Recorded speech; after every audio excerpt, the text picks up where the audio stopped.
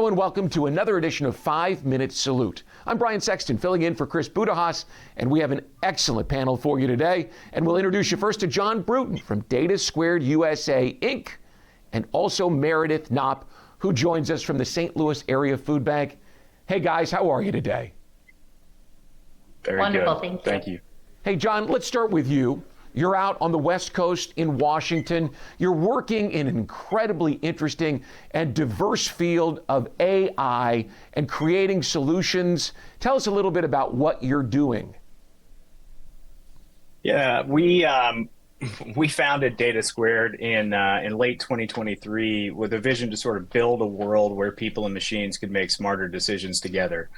Our team is really sort of veteran heavy. The core founders are myself, an Air Force veteran, our COO, Chris Rohrbach, a former Navy SEAL commander, Eric Costantini, our chief business officer, is a U.S. Marine Corps vet, and our VP of strategy, RJ Deaton, who's a Army intelligence officer and NSA analyst in the past. And we took that experience, what we had from the military and our private sector experience, which was really high reliability industry focused on oil and gas and energy, and tried to build and develop real solutions from an AI perspective that would benefit these industries because of their exceptionally high bar for efficacy rates and just the ability to interrogate results from AI machines because of, their low propensity for failure and high likelihood of bad impacts if they do.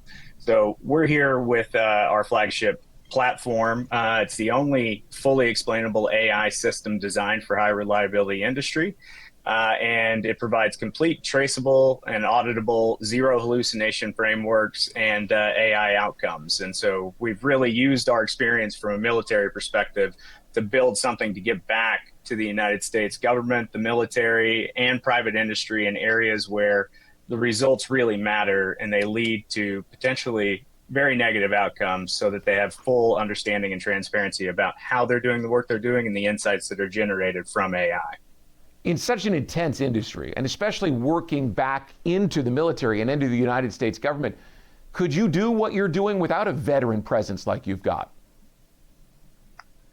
That's tough to say. There are companies like Palantir and Scale AI that do have a little bit of a veteran presence. I think the differentiator between us and companies like that is that we were really operators at the end of the day, people that were in the field executing mission critical activities around the world and really high reliability activities at the end of the day, be it, our intelligence apparatus and the way that we engage from a defense perspective in foreign nations. We've all lived and operated in different parts of the world. And that experience is very unique to a founder cohort and to the operations within an AI sector that are very much tech heavy and very light on real world experience and how technology can inform your results and impact your results in the field.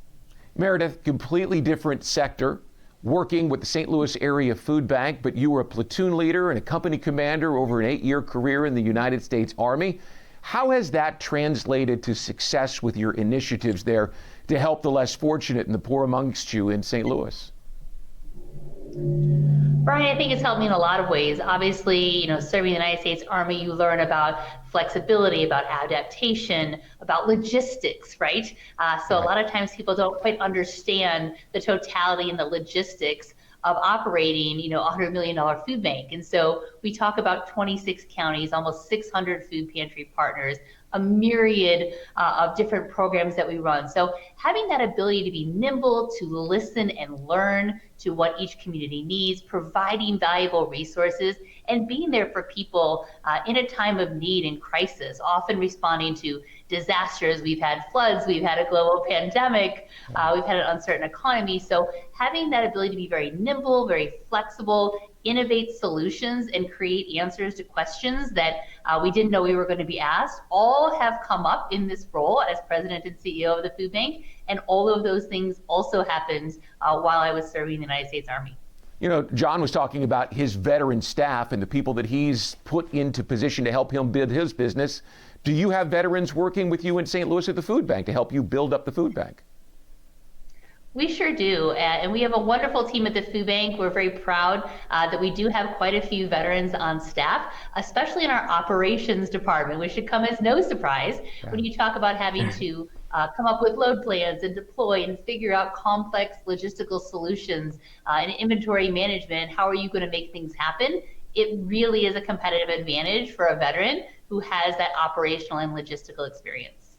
Jon, how about a quick thought from you on just a piece of advice for a veteran who is coming out of service and transitioning back into civilian life, looking for their opportunity? You obviously found a very large one, a very specific one to your skill set. What piece of advice might you give to a veteran who's looking to figure out what they want to do?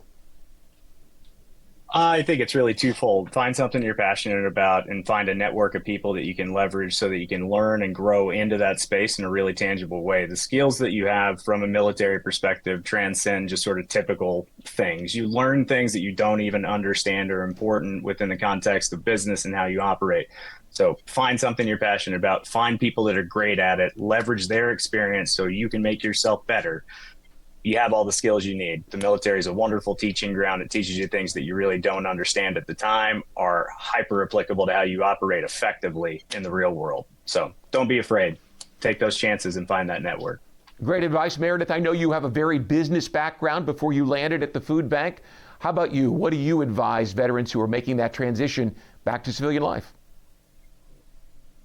You know, I have to agree with Jon. You know, find something that you are passionate about, find a way to translate, but most of all, find your sense of purpose, right? I started off in the for-profit sector and it was easy, but it was successful, but my sense of purpose and my why was really, really lacking. So find a way that you can fulfill your continued sense of mission and duty, maybe just with a different audience, and it might look like working in AI, it might look like a food bank, or tens of thousands of opportunities in between, but find your passion, find your purpose. It does not end when you take off that military uniform.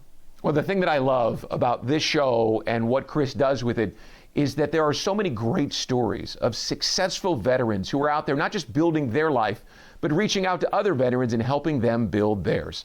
Jon Brewton from Data Squared USA, Inc., way out in the state of Washington, and Meredith Knopp in St. Louis, working with the St. Louis Area Food Bank.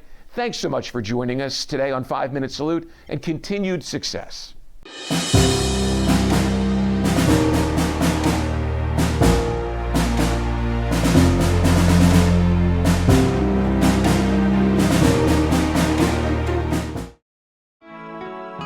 When they leave us for battle, we await their return. When their embrace is gone, we imagine them with us. Some don't come back. We grieve. Some come back hurting. We help. Heroes survive. We honor them. Heroes fall. We remember them. 150,000 veterans live in Jacksonville. We serve them.